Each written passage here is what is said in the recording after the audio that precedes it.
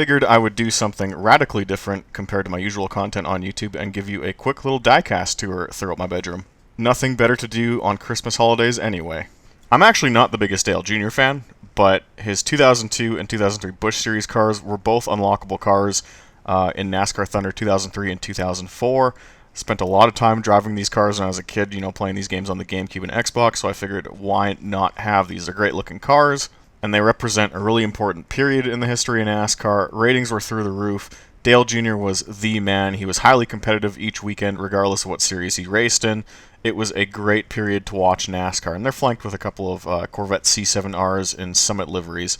Obviously, this car needs no introduction. This is Dale Jr.'s 2004 Daytona 500 winning car. I don't have the raced version. And a quick heads up, got to get this out of the way first and foremost. A lot of the NASCAR diecasts I've got in this video, I purchased privately through an Instagram page called Race Car Graveyard. This guy's awesome to buy from. Moving on to what's above my PC monitor, I've got just a bunch of frame photos of cars I've actually raced in real life. The math behind the late model photos is pretty cool.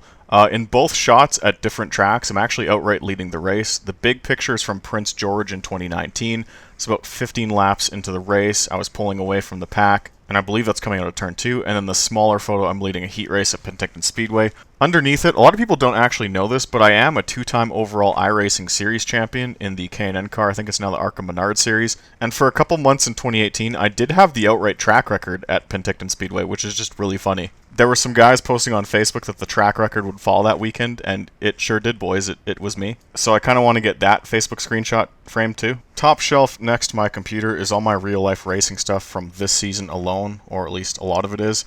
I have a matching pair of trophies from sweeping the weekend twice at Castro Raceway this season, as well as a really tall trophy from Fire and Flood Speedway out in Rimbey, Alberta. Lots of guys know that as Central Alberta Raceways. And then Hot Wheels versions of every car I've raced throughout my career, including a Leon's truck that I believe is a Matchbox car only given to employees. So there's a go-kart, a Gen 4 stock car, and then a Honda CRX to kind of represent the four-banger side of things. Next to that shelf, there's a bunch of pictures on the wall. The photo on the left is actually taken by iRacer Ian Plash at Agassiz Speedway. He crewed for us for a year. Then there's the street stock I licensed in, and Courtney Forrest naked because I'm a guy. Some other neat trinkets in the back, an event program, a Steve Smith short track oval racing driving technique book, and a Sportsman of the Year award from a few years back when I was filming basically every race for the mini stock guys. Directly underneath it is like a sim racing shelf, and it's basically cars I drove in online leagues, or cars that I drove a lot during the development of the game. A lot of people don't know this. My first major online league where I actually gave a shit was Rigs of Rod's Monster Trucks. It was the precursor to what you guys know as Beam NG. Met a lot of friends in that. Some of those guys I still talk to on a daily basis almost 12 years later. What I drove on iRacing comes next, a Gen 4 Monte Carlo, a Dallara IR05 that I raced a lot and fixed in the oval. I think it's a Dan Weldon tribute car, and then a bunch of Gen 6 cars. Following that, it's cars I either drove a shit ton in Assetto Corsa or drove a lot during the development of Project Cars 2 and Project Cars 3 while I was doing contract work for Slightly Mad Studios. You guys have no idea how many laps I've turned in the C8R. And then of course the 787B I marathoned that pretty hard on Assetto Corsa last winter. Next shelf, favorite drivers. I come from a drag racing family. Mike Dunn was my first favorite driver. When I was a kid, I found monster truck racing pretty fucking quickly, and the two names in every single final round on TNN for several years straight in the early 2000s, Tom Mentz and Scott Hartsock. Unfortunately, Scott and Gunslinger was killed this past summer in some sort of car accident. Really sad day for the sport of monster truck racing. Moving on, Jerry Tolliver's 2001 XFL car. I'm actually not a big fan of Jerry Tolliver, but the livery was cool, and I was a huge fan of the OG XFL back in the day. Watched pretty much every game. Robbie Gordon comes up next. He is my spirit animal. He is just as outspoken as I am. Seems like a natural fit to cheer for someone who reminds me of me. Back to the monster truck side of things, this is Cam McQueen's Northern Nightmare Ford F250. Cam's based out of southern Alberta. Huge fan of this truck, saw it in person in 2012, won the Freestyle Championship a few months later. And lastly, Courtney Force's final car. I've been a fan of hers since 2006 or 2007, when that episode of Driving Force was on A&E. The only good episode of that entire series was John takes her back to the old trailer he lived in, and there's a couple really good unscripted scenes in that episode that made me a fan. The shelf across my sim rig, very top dead center, my 2016 Rookie of the Year trophy from racing four bangers out at Edmonton International Raceway. Flanked by it, 2 feature wins. I actually didn't win a whole lot on asphalt. I was a much better dirt driver. I honestly should have 4 wins racing asphalt mini stocks, but that's a story for a different day. Behind it in the center, an iRacing Coke 600 win. The group who hosted it in 2013 gave out an actual trophy for that, and then a pair of late model podiums flanking that, both from Prince George. Always really liked racing there. The shelf under it, slowly amassing a collection of Hot Wheels monster trucks from their most recent line after Hot Wheels lost the Monster Jam license.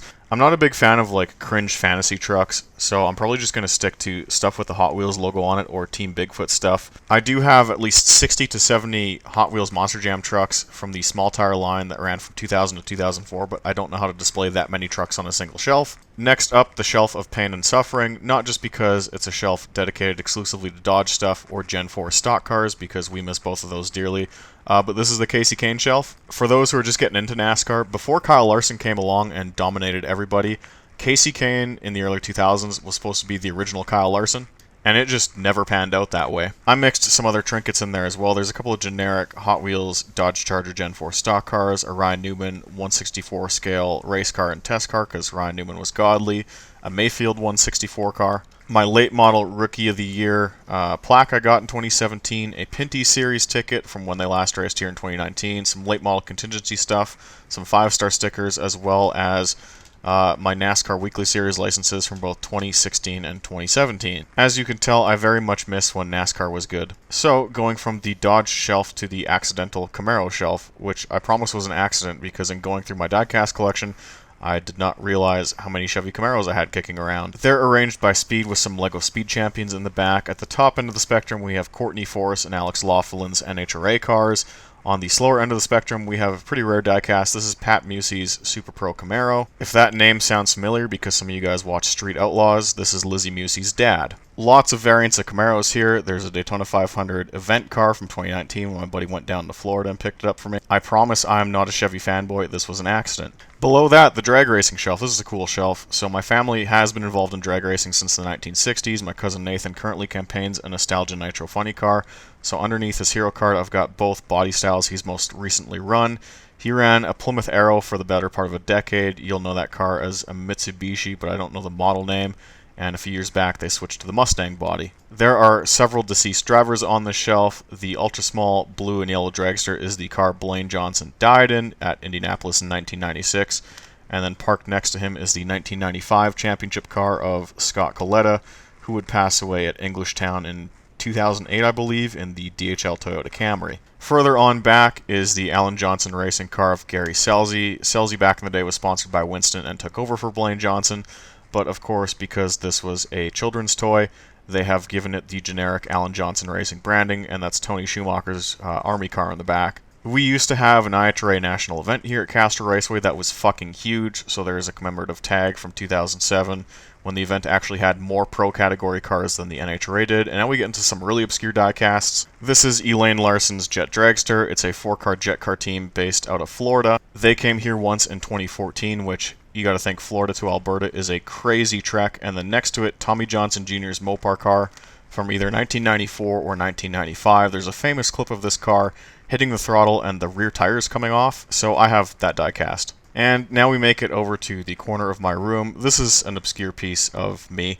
This is the right side door off my first ever mini stock. We scrapped this car, it's crushed into a cube. My buddy drunkenly asked if I would like to keep the door off of it, and I said yes and carried it all the way home, which was a couple blocks from his place to mine. So yes, I was carrying a Chevy Cavalier door on my back in the middle of the night in the snow one random day in late 2016. Above it, a commemorative t-shirt from Evergreen Speedway. I actually went to the 2018 K&N Series race. I will probably get that framed at some point and have it not sit on a hanger, but yeah, that's been a tour of my room. Lots of shit that people probably haven't seen before.